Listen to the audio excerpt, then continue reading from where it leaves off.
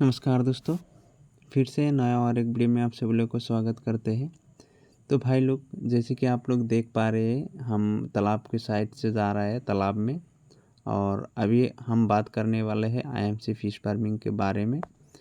IMC fish farming जब आप लोग कमर्शियल हिसाब से करेंगे तब आप लोगों को कुछ चीज़ें ध्यान में रखना है, जैसे कि तालाब का पानी का हाइट हो गया, मछली कितना डालना होता है, ये सब लेयर का हिसाब से मछली डालना होता है। अलग अलग मछली, कौन सा मछली किस लेयर में डाले, तो उसके हिसाब से ये सब ध्यान में रखना बहुत ही ज़रूरी है। तब जाके आप लोगों का जो मछली का ग्रोथ होता है तालाब में वो बहुत ही अच्छा होता है और कम खर्चा में आप लोगों को मछली प्रोडक्शन हो जाता है।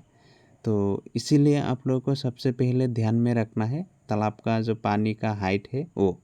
अगर आप लोगों का तालाब में मिनिमम 5 फीट या 4 फीट पानी रहेगा, मान लीजिए आपका तालाब में 6 फीट पानी है, ठीक है।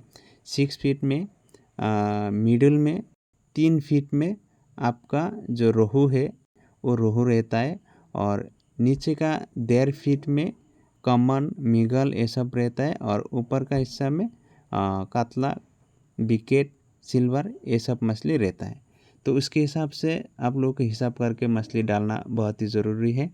तो पहले तो हम मिडिल लेयर का जो मछली होता है वो 70% डालेंगे तालाब में। मान लीजिए 1 बीघा तालाब है तो 700 पीस रोहू डालेंगे पहले। तो बाद में जो लो लेयर का मछली होता है वो कमन, मिगल ये सब। कमन आप लोग 10% डाल सकते हैं और मिगल भी 10% डाल सकते हैं। तो उसी तरह अपर लेयर में सिल्वर, बिकेट, कातला ये सब रहता है। तो हमारे आसाम में कातला का रेट कुछ ज़्यादा है, इसीलिए हम 60% कातला डालेंगे। अगर आपका तालाब में 6 फीट या 7 फीट या 5 फीट पानी रहेगा तो 60% कातला, ठीक है। अगर आप लोग के वहाँ पे कातला का रेट ज़्यादा नहीं है, बिकेट या सिल्वर का रेट ज़्यादा है, तो वो भी डाल सकते हैं आप लोग। हमारे यहाँ पे जिस हिसाब से डालते हैं उसी हिसाब से मैं आप लोगों को बता रहा हूँ। तो ये तो हो गया मछली डालना। बाद में आप लोगों को तालाब में ध्यान में रखते हुए महीना या 25 दिन 20 दिन बाद एक बार चूना डालना है तालाब में। चूना क्यों डालेंगे?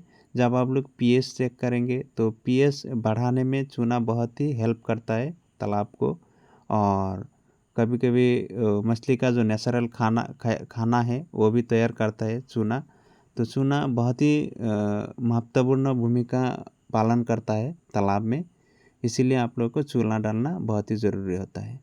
उसके बाद जो है आप लोगों को ध्यान में रखना है, अगर आप लोग नमक जो है तालाब में यूज़ करते हैं तो बीमारी बहुत ही कम आएगा। कभी कभी आर्गोनास का प्रॉब्लम होता है तालाब में, और नाइट्रेट का प्रॉब्लम होता है। अगर मछली ऐसे ही मर रहा है तालाब में, मान लीजिए कुछ दाग वगैरह कुछ भी नहीं है, तब नीचे का जो गैस है वो बढ़ जाता है, नाइट्रेट का प्रॉब्लम हो जाता है। तो तब जाके आप लोग नमक यूज़ कर सकते हो। बहुत सारा फार्मर को पता नहीं होता है, नमक डालना आपका तालाब में बहुत ही हेल्पफुल है। क्यों बोल रहा हूँ मैं नमक के बारे में? कभी कभी आप लोग मेडिसिन डाल देते हैं तो बहुत सारा मेडिसिन में खर्चा हो जाता है, उसके हिसाब से आप लोगों का जो प्रॉफिट का मार्जिन कम हो जाता है।